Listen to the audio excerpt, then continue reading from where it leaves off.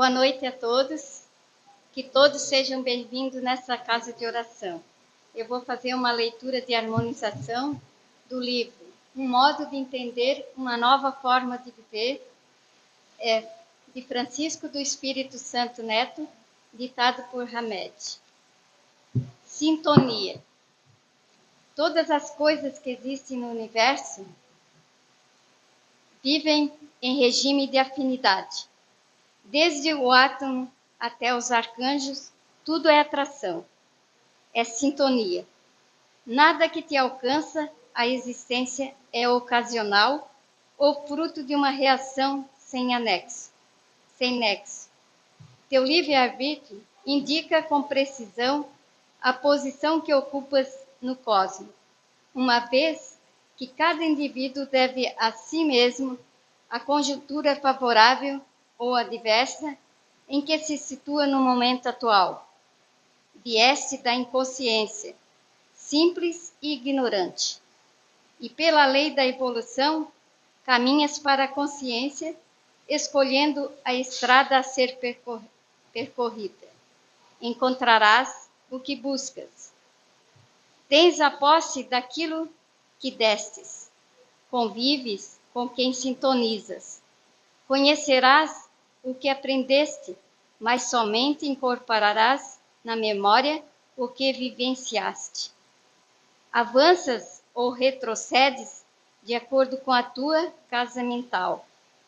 Tua felicidade e infelicidade são subprodutos do teu estado íntimo. Amigos são escolha de longo tempo. Teu círculo doméstico é a materialização de teus anseios e de tuas necessidades de aprendizagem. Pelo teu jeito de ser, conquistarás admiração ou desconsideração. O que fizeres contigo hoje refletirá no teu amanhã, visto o que teu ontem decidiu o teu hoje. Com teus pensamentos atrás, absorves, impulsionas ou ressachas. Com tua vontade, conferes orientação e rumo, apontando para as mais variadas direções. Disse Jesus: Pedi e vos será dado. Buscai e achareis. Batei e vos serás aberto. Sintonia é a base da existência de toda a alma imortal, seja na vida física, seja na vida astral. A lei de afinidade é princípio divino, regendo a ti e a todos os outros e a tudo. Observa. Viver no drama ou na realidade, na aflição ou na serenidade, na sombra ou na luz, é postura que está estritamente relacionada com teu modo de sentir, pensar e agir.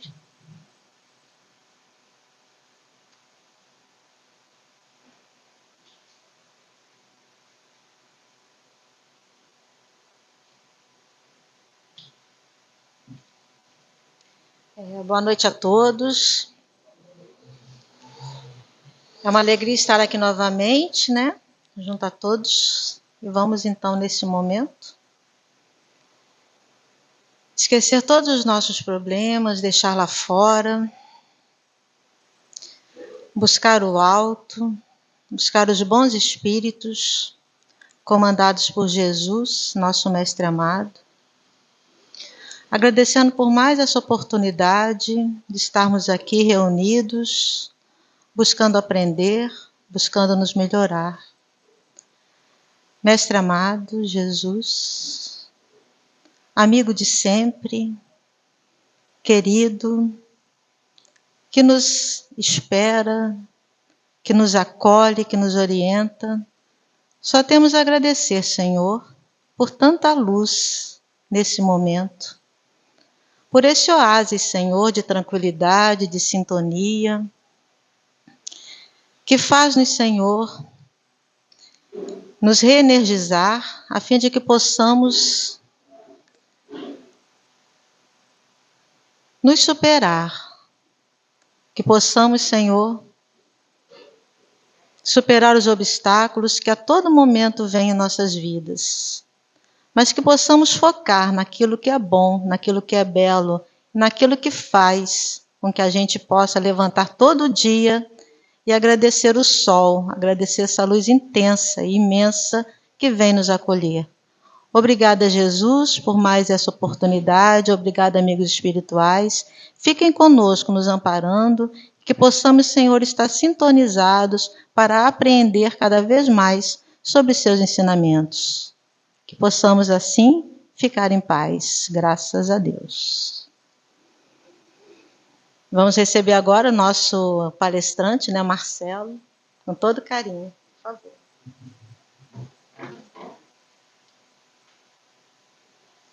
Só uma duvidazinha, vocês fazem o encerramento? Querem que eu faça? O encerramento, a prece final? Ah, você faz. Tá bem, então. Obrigado. Então, uma boa noite a todos. Que a paz de Deus, nosso Pai, esteja conosco. A paz prometida por Jesus, quando esteve aqui entre nós, fisicamente há mais de 2000 anos, na certeza mais do que absoluta de que estamos todos, sim, devidamente envolvidos nessa paz celeste. Acabo lembrando os irmãos, porque eu gosto sempre de me lembrar, que nós tenhamos, né, a condição de levar a paz que viemos buscar aqui nessa casa de caridade, muito equilibrada, como bem lembrou nossa irmã aqui na prece inicial, né, realmente um oásis de tranquilidade, de paz, que nós levemos essa paz a todos os ambientes em que nos encontraremos nas próximas horas ainda hoje, nos próximos dias desta semana, no final de semana, sempre sendo aqueles que contribuem com a concórdia, não com a discórdia, com a falta de amor, muito pelo contrário, sejamos aqueles que levam o amor aos nossos semelhantes. Então, dito isso, né, muito feliz de estar voltando a essa casa, reencontrando alguns rostos, né, alguns até que há muito tempo não via, muito feliz de fato encontrar a casa linda como sempre sendo muito bem recebido por vocês, aqueles que enxergo e aqueles que apenas percebo, mas que não consigo, pelas dificuldades físicas e mediúnicas, né, realmente vê-los. Mas sinto a presença, obviamente, da espiritualidade maior que dirige os trabalhos dessa casa muito claramente. Queridos irmãos, o título é meio complicado, né? Círculos intercessórios. Então vamos lá. Esse título tem por base uma página do admirável, né, estudioso espírita Haroldo Dutra Dias, numa obra denominada Ânimo Forte, de uma série chamada 7 Minutos com Emmanuel. Esse é o volume 2 dessa série.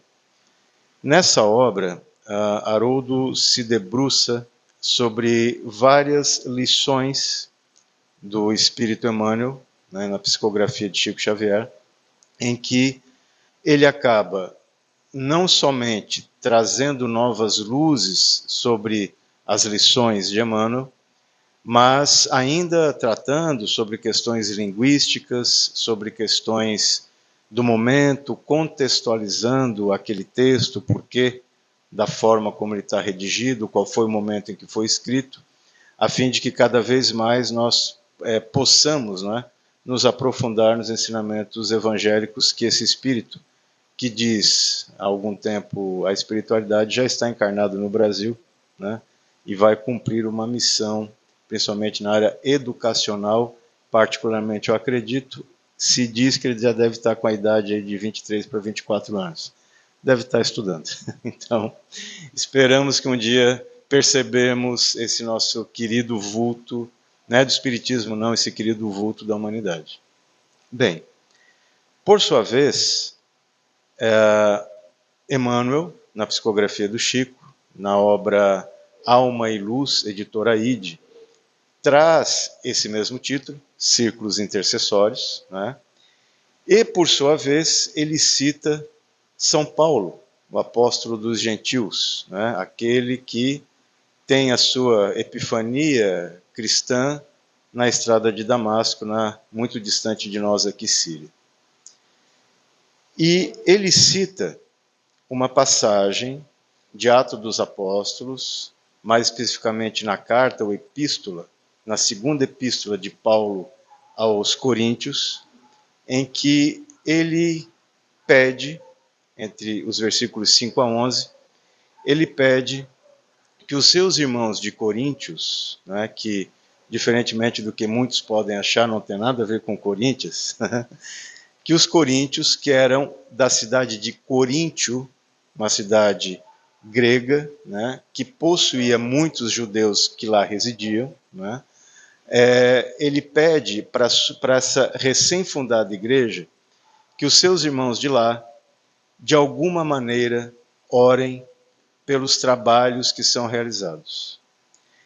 É uma passagem bíblica bastante, posso até dizer, ouso aqui dizer, algo confusa, porque de difícil interpretação imediata.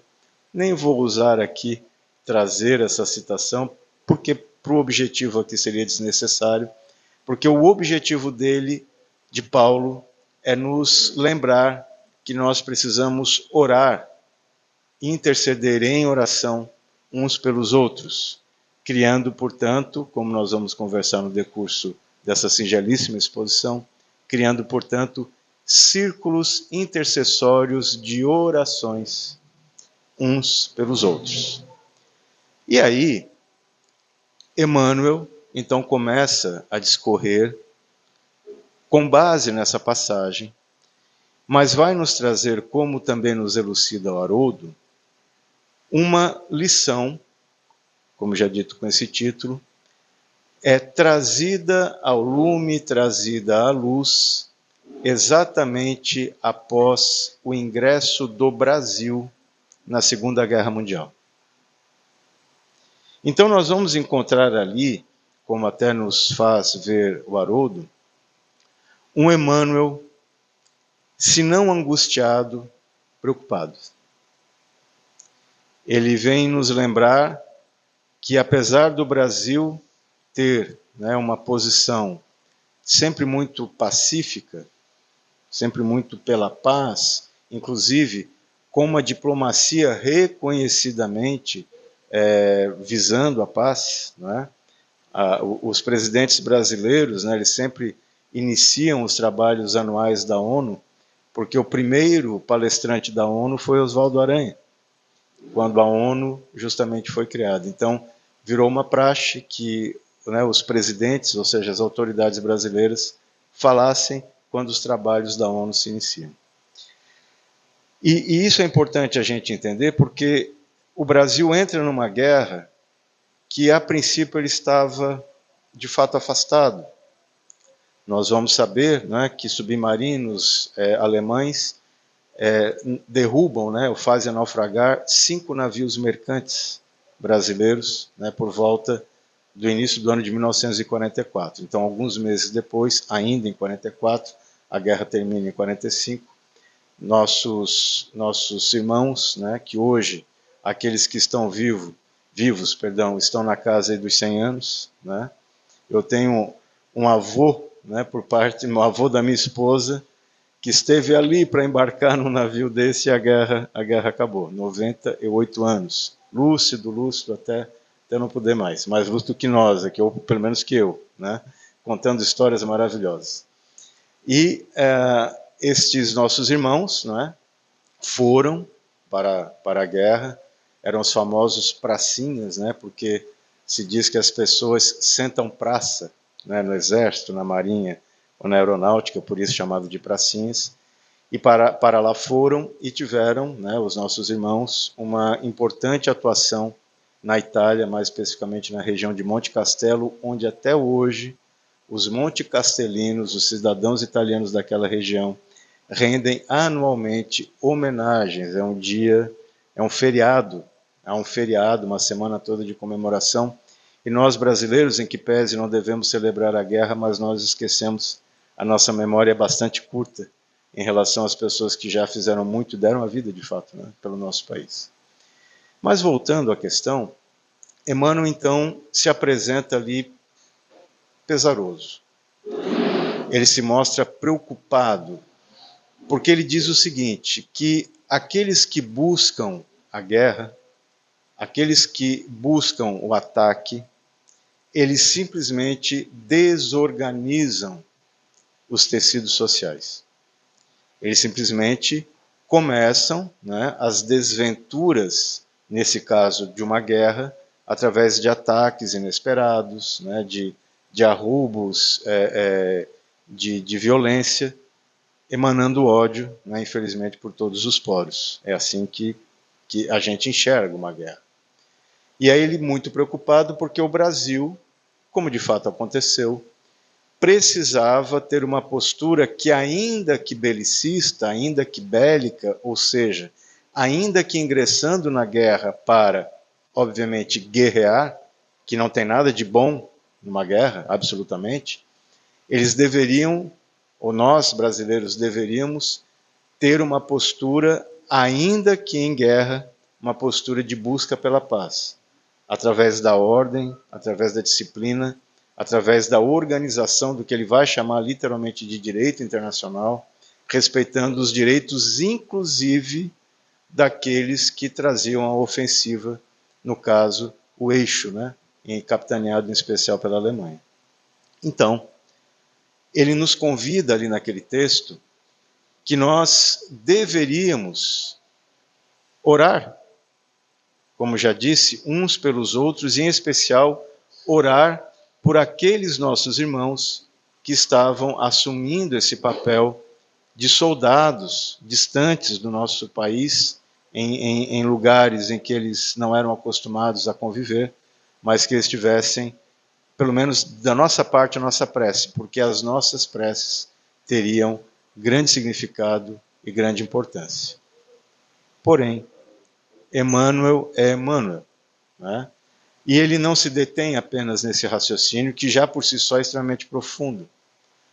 Ele nos convida a pensarmos, e eu muito humildemente aqui nos convido igualmente a pensarmos sobre a tutela do que foi escrito por ele e por Haroldo, se nós cristãos enfrentamos guerras. Esse é o primeiro convite ao raciocínio que faço aos irmãos. Os cristãos enfrentam guerras. Já vou dizer uma minha para vocês. Todo dia, quando vocês olham no espelho, aquela pessoa que está lá refletida é o nosso primeiro inimigo.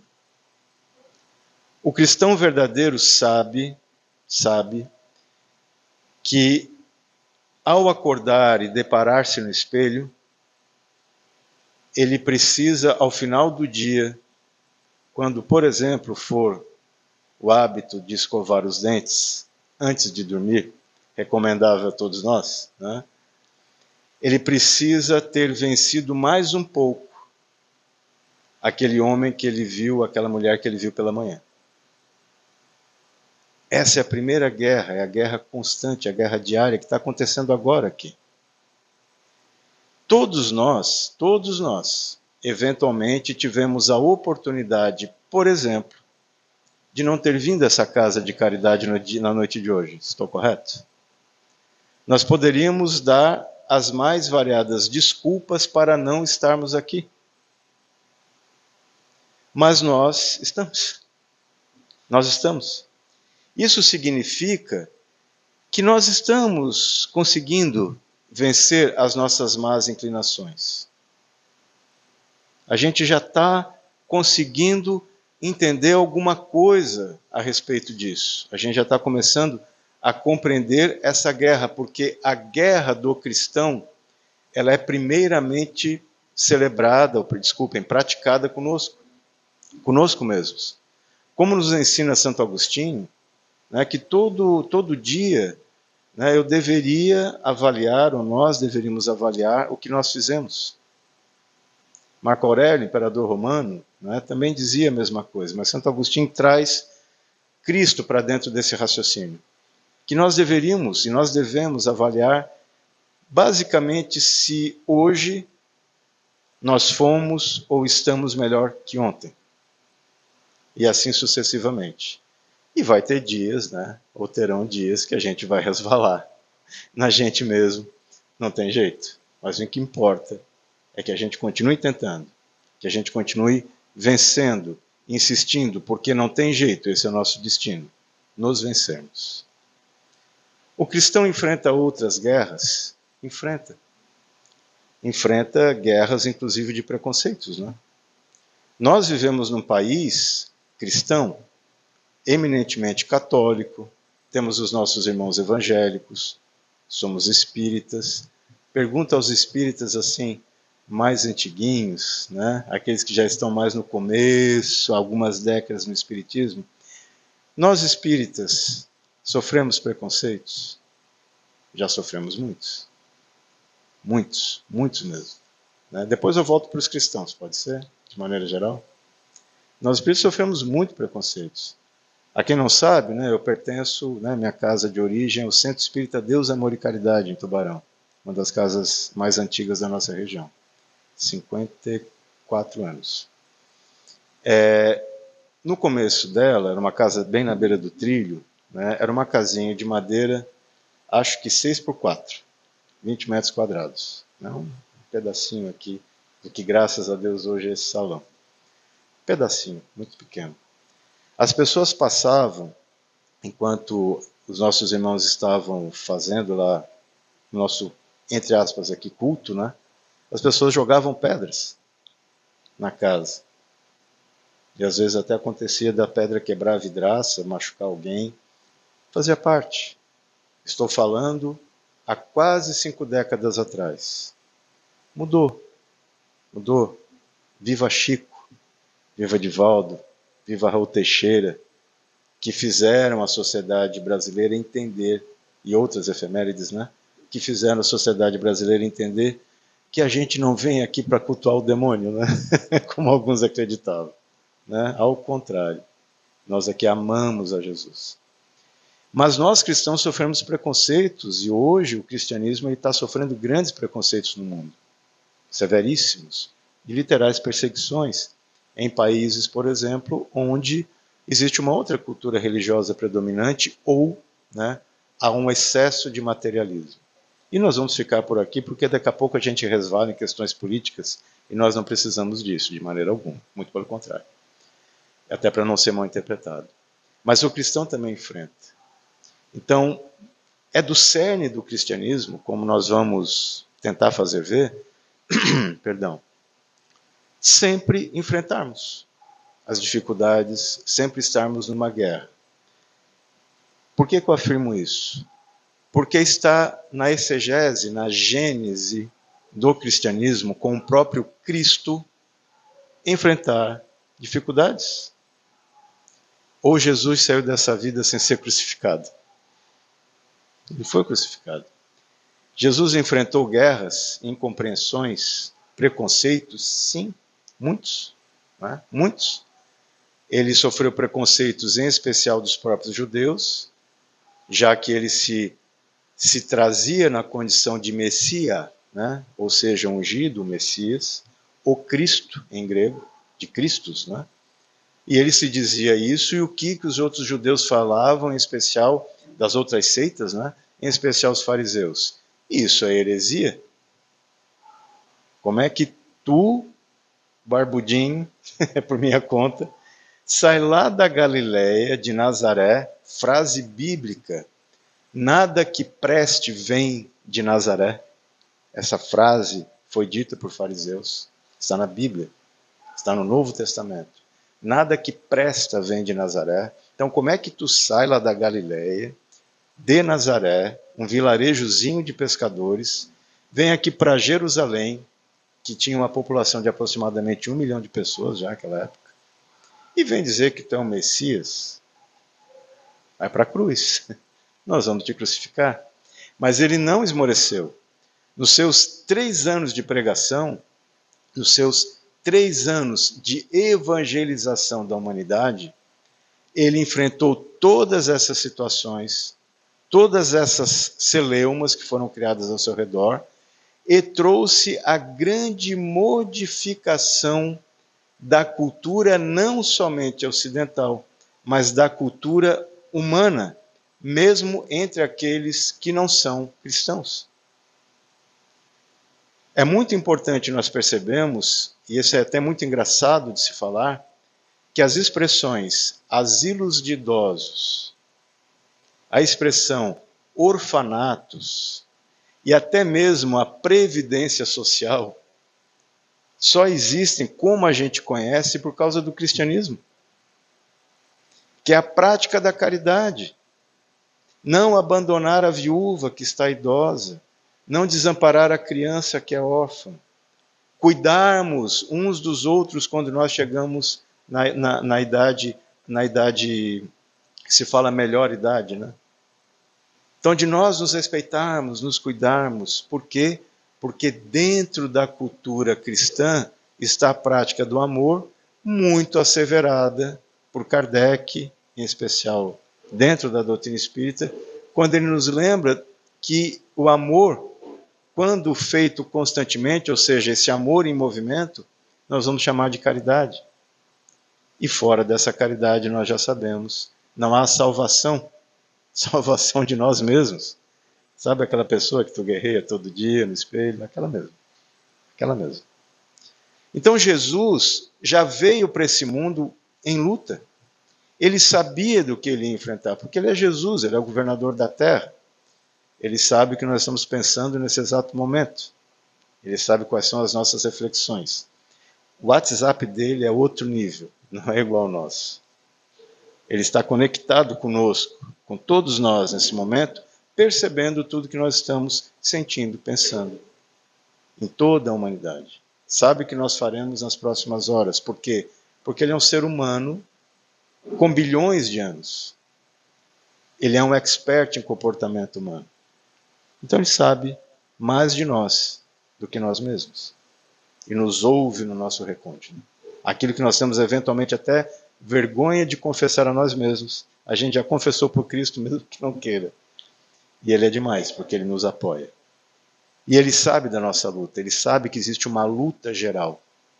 E aí Emmanuel, no seu texto original, pergunta: já pensaram como seria o mundo se Jesus não tivesse sido um pacifista, porém alguém que foi atrás dos seus compromissos e porventura tivesse feito acordo com os fariseus? Nós estaríamos aqui? Não. Ele teria modificado o mundo para melhor? Não. Porque ele teria cooptado com o poder mundano. E aqui no bom sentido a palavra mundano, poder do mundo, poder temporal da sua época. O poder temporal passou.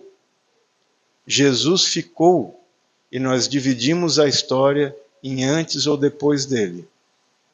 Quem será que venceu, não é? Quem será que venceu? Né? Não existe um antes ou depois de qualquer daqueles fariseus poderosos. Não tinha de Herodes, né? Antes de Herodes, depois de Herodes. Tem antes de Cristo, depois de Cristo. Porque ele não fez ajustes, ele não negociou a sua condição de Messias.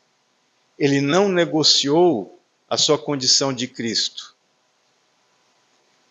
Diante daqueles homens da sua época, aqueles homens que detinham o poder da sua época, Jesus de Nazaré, o filho de José, comportou-se como Cristo que é, fazendo ter sobrevalência os seus ensinamentos verdadeiros e, por consequência, eternos. Jesus nos trouxe verdade absoluta, indiscutível, que a gente pode até temar de vez em quando de achar que, sei lá, será que é isso mesmo? Insiste. Tu vai errar e tu vai descobrir que ele tem razão.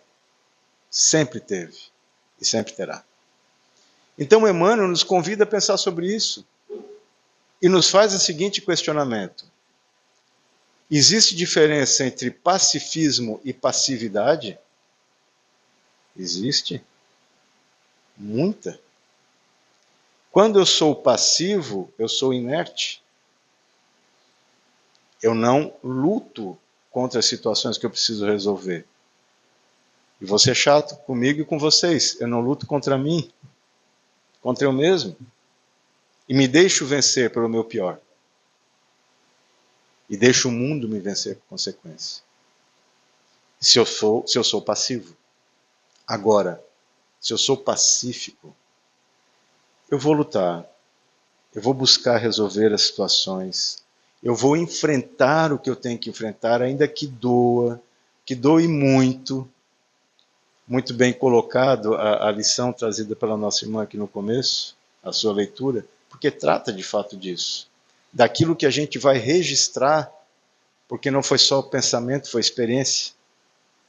Aquilo que mais nos machucou e que nos machucará e que machuca nessa existência, muitas vezes o que fez vocês virem para a casa espírita, né, aquela mágoa, aquela dificuldade, é justamente isso aí que vai te dar grandes lições. É isso aí que vai me modificar. E Jesus sabe disso. Então ele nos ensina a ser pacíficos. Quando Herodes pergunta para ele: que rei és tu, teu reino, que reino é esse teu? O meu reino não é desse mundo. Será, né? E adiantava, pergunto para os irmãos, ele discutir o reino de Deus e essa verdade absoluta com Herodes naquele momento? Não. Não serviria de nada. Ele não discutiu, ele manteve-se, firme no seu propósito, manteve-se. Ele não recuou. Basicamente, com certeza Herodes um dia entendeu, nem que foi em outra existência ou na erraticidade, ele não tinha condições de compreender aquele ensinamento naquele momento. Aliás, meus caros, nós estamos há mais de 2000 anos tentando entender. Talvez nessa existência nós estejamos começando a compreender. Começando. Falo por mim, tá? Começando a compreender. Então, Jesus, que é o príncipe da paz, assim denominado por Emmanuel, nesse texto de nome tão complexo, Círculos Intercessórios, ele vai nos ensinar a sermos brandos, a sermos pacíficos, a sermos firmes. Firmes naquilo que a gente acredita, naquilo que está embasado em Jesus, aquilo que está embasado no seu Evangelho, aquilo que é divino, aquilo que é crístico. E uma das recomendações, portanto, que ele nos faz, e o Espiritismo é maravilhoso, porque o Espiritismo é uma doutrina religiosa prática, muito prática. A doutrina espírita ela não fala só da filosofia, e nós vamos assim para um canto, né, para um quarto escuro, ou com uma luzinha assim muito tênue e ficar filosofando. Não. A gente vem para cá, aprende as lições, a gente estuda e vai praticar. Junto ao próximo, para melhorar a vida do próximo, fazendo a caridade e aquilo tudo. Então, o que é que ele nos lembra? Lembrando Paulo, que não só em momentos graves que a humanidade terrestre enfrenta, e, queridos irmãos, nós estamos enfrentando momentos gravíssimos nessa humanidade. Permitam-me um breve parênteses. Nós estamos vivendo um momento de transição planetária. Nós não estamos ainda na regeneração, e ainda não saímos das provas e expiações. Usando uma metáfora muito simples, nós estamos em cima da ponte. Em cima da ponte. E embaixo de nós há um rio caudaloso, bravio, nervoso, que muita gente já caiu, outros vão insistir em ficar na cabeceira da ponte, na parte das provas e expiações, e eu ouso afirmar que a gente que está aqui sem ser melhor do que ninguém, a gente já entendeu que tem que caminhar, né? Lá na frente a gente vai ver o Cristo, no outro lado da cabeceira está o Cristo, tá as grandes efemérides da humanidade, tá para nós Chico, Divaldo, Bezerra, né? Essas pessoas que encarnadas ou desencarnadas, Emmanuel, nos são exemplo que a gente deve seguir. E nós precisamos seguir, porque esse momento ele é crudelíssimo para a humanidade. Aqueles que têm olhos de ver e ouvidos de ouvir percebem que nós vivemos momentos de grande tensão global, com rumores de guerras, e de guerras já existentes, né? E de guerras que podem se tornar-se mundiais. É um momento de intercessão. É um momento, fechando parênteses já, que se nós quisermos atravessar a ponte, Nós precisamos começar a nos preocupar conosco, sim, mas nos preocuparmos com aqueles que nos rodeiam, aqueles que fazem parte do nosso círculo. Quem, Marcelo? Vocês poderiam me perguntar. Nossos familiares? Sim, nossos familiares. Para começar. O centro espírita que eu frequento, será que deve ser um círculo intercessório? Por favor, que seja. Precisamos, queridos irmãos, orarmos uns pelos outros. Seja no nosso grupo mediúnico, no nosso grupo de estudo aqui, entre todos nós que nos conhecemos. Eu devo orar por vocês. Farei como Paulo, por favor, orem por mim. Nós devemos interceder através das orações uns pelos outros para que esses círculos de intercessão caridosa cada vez mais se espalhe, com uma pedra que a gente joga na água e o círculo vai se estendendo.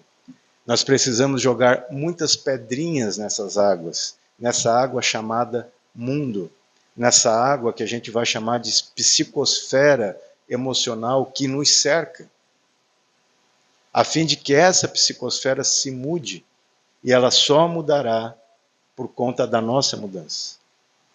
E nós vamos mudar através da nossa iniciativa, mas com certeza, através da intercessão, através da prece, da caridade dos nossos irmãos, e que nós façamos isso uns pelos outros. Porque não vai ter a menor graça, meus irmãos, a menor graça, se um dia, daqui uns 400 anos, alguns de nós consigam estar na Terra, no Centro Espírita, em Braço do Norte, se ainda vai existir essa cidade chamada Braço do Norte, e nós não podemos mais nos encontrar todos aqui. Nós precisamos fazer um pacto entre nós mesmos, todos nós. Alguém vai dizer, mas eu nem te conheço, rapaz. Mas faz um pacto comigo, entre nós todos, de que nós deveremos estar aqui quando esse mundo estiver regenerado. Eu não sei se eu estarei, mas eu não vou ficar batendo cabeça, eu vou tentar estar.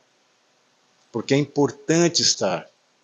É importante que a gente aproveite essa experiência encarnatória que nós estamos tendo. Que provavelmente, meus irmãos, como nos dizem os nossos irmãos da espiritualidade maior e amiga, extremamente esclarecidos, eles nos dizem que todos nós que estamos encarnados na Terra nesse momento, estamos vivendo a encarnação mais importante de toda a nossa existência. Posso repetir? Nós estamos vivendo a encarnação mais importante de toda a nossa existência. Eu estou falando de milhões de anos. Porque hoje nós estamos num mundo que deixa de ser de provas e expiações independente da nossa vontade e vai se tornar um mundo de regeneração.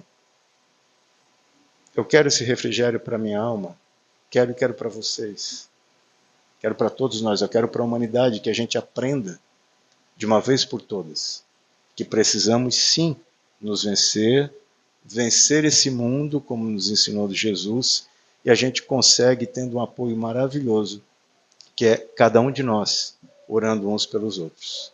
Implementemos esses círculos intercessórios na casa espírita, façamos isso nos nossos lares, façamos isso com aqueles que aceitem até mesmo o nosso trabalho. Porque quanto mais nós oremos uns pelos outros, não tem jeito. Aqueles que não são da oração, aqueles, em especial a espiritualidade, aquela que ainda está nesse mundo equivocada, ela vai acabar ou se modificando, ou deixando para lá, e seguindo cada um o seu destino. Agradeço imensamente a paciência dos irmãos, por mais essa oportunidade também. Vou orar por vocês, oremos uns pelos outros, que Deus os abençoe sempre, e fiquemos todos com as bênçãos de Jesus. Obrigado, meus irmãos. Obrigado.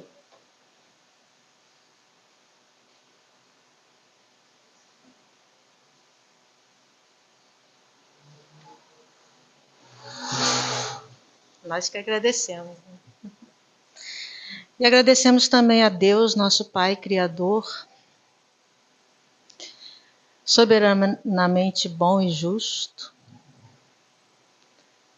nos propiciou esse planeta maravilhoso, azul, essa cor linda, calma, plácida.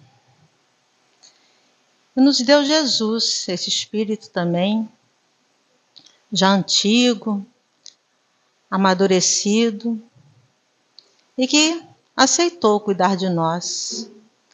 Então aqui estamos também para agradecer por tudo.